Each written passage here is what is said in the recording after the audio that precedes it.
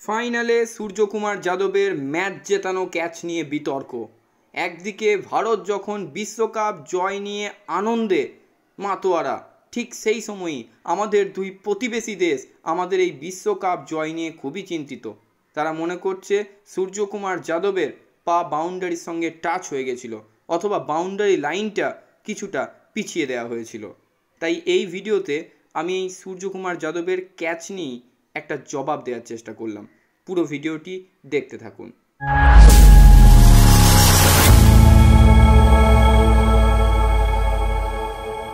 Hello and welcome গরিবের cricket জ্ঞান YouTube পেজে আরও একবার সকলকে স্বাগত জানাই।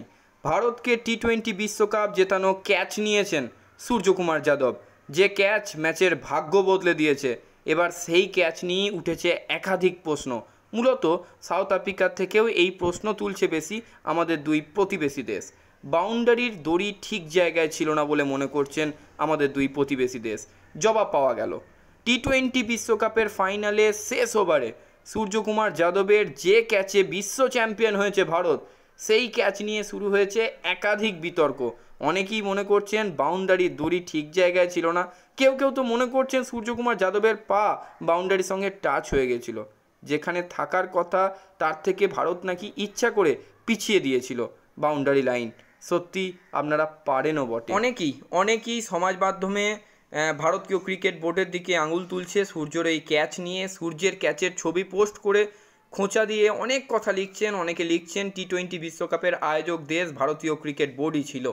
আপনারা নিজেরা আরও একবার এই দৃশ্যটা দেখে নিন। ডেভিড মিলার মারলেন, অনেকে ভেবেছিলেন 6।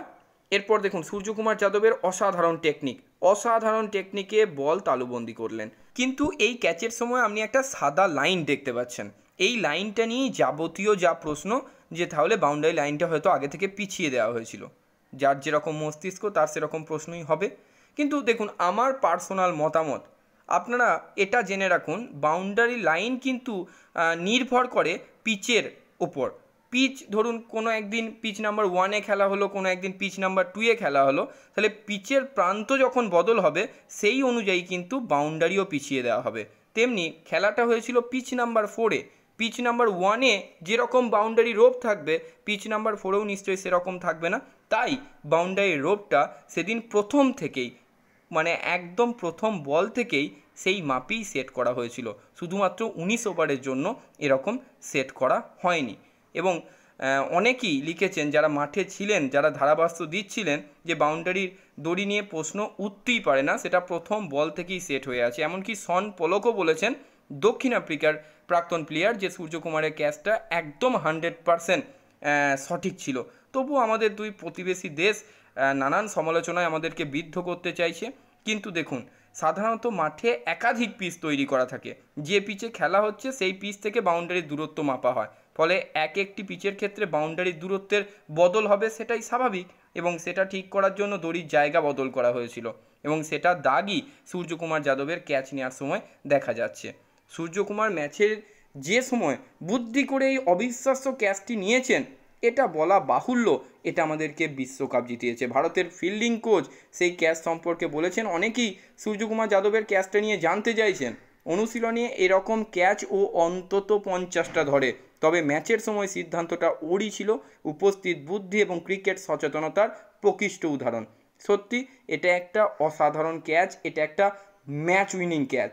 যেভাবে শূন্যে বল ছুড়ে দিয়ে ক্যাচ ধরলেন, যেন বিশ্বকাপটা ধরলেন সূর্যকুমার যাদব। মিলারের এই ক্যাচ ধরার জন্য বিশ্বকাপ ফাইনালে ভারতীয় দলের সেরা ফিল্ডারের পুরস্কারও পেয়েছেন সূর্যকুমার যাদব। খেলা শেষে ভারতের সাজঘরে সূর্যকুমার যাদবের হাতে সেরা ফিল্ডারের পদক তুলে দিয়েছিলেন ভারতীয় ক্রিকেট বোর্ডের সচিব জয় সাহা। সত্যি এই ক্যাচ আমাদের বিশ্বকাপ জিতিয়েছে, এটা মানতে কোনো ডাউট নেই। তাই অহেতুক সমালোচনা করবেন না, যতই করুন। আমরা যেমন কপিল দেবের ক্যাচকে সারা জীবন মনে রাখবো, শান্তকুমারন শ্রীশান্তের ক্যাচকে সারা জীবন মনে রাখবো, সূর্যকুমার যাদবের ক্যাচকেও আমরা সারা জীবন মনে রাখবো। এটা আমাদের বিশ্বকাপ জয়ের অন্যতম কারণ।